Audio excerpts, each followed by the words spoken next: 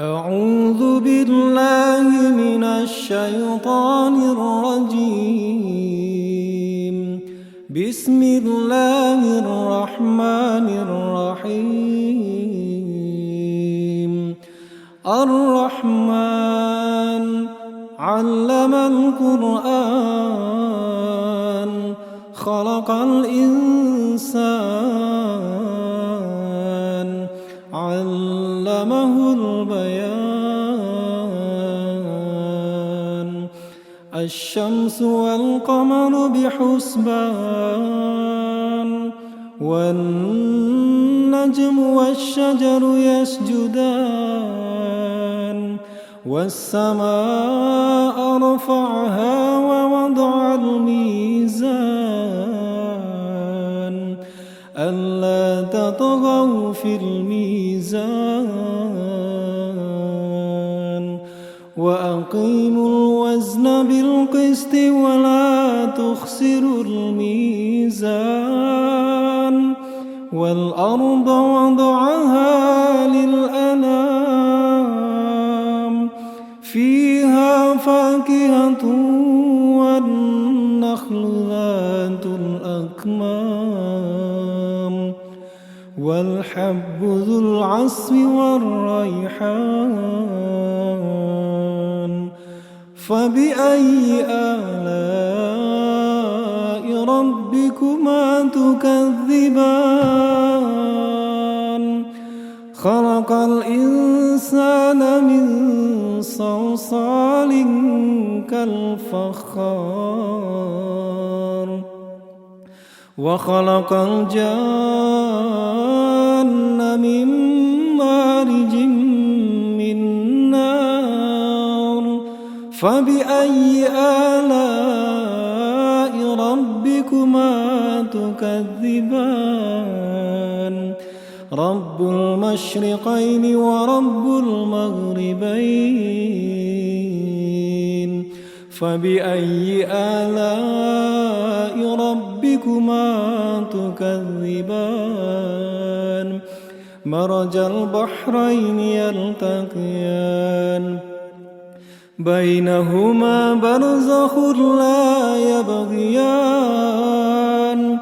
فبأي آلاء ربكما تكذبان؟ يخرج منهما اللؤلؤ والمرجان. فبأي آلاء ربكما تكذبان؟ وله الجوار المنشآت في البحر كالأعلام. فبأي آلاء ربكما تكذبان؟ كل من عليها فان ويبقى وجه ربك ذو الجلال والإكرام. فبأي آلاء ربكما تكذبان؟ يسأله من في السماوات والأرض كل يوم هو في شأن. فبأي آلاء ربكما تكذبان؟ سنفرغ لكم أيها الثقلان. فبأي آلاء ربكما تكذبان؟ يا معشر الجن والإنس إن استطعتم أن تنفذوا من أقطار السماوات والأرض فانفذوا لا تنفذون إلا بسلطان. فبأي آلاء ربكما تكذبان؟ يرسل عليكما شواظ من نار ونحاس فلا تنتصران. فبأي آلاء ربكما تكذبان فإذا انشقت السماء فكانت وردة كالدهان فبأي آلاء ربكما تكذبان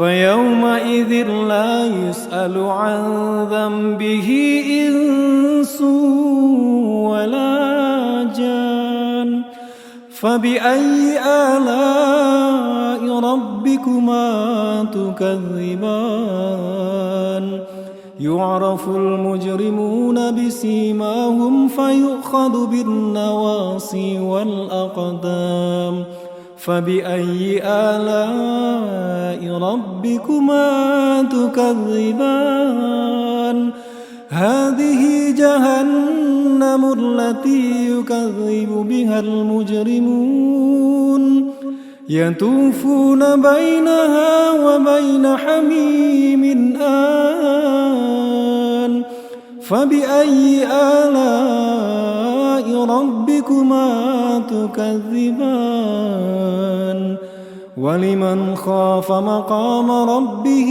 جنتان فبأي آلاء ربكما تكذبان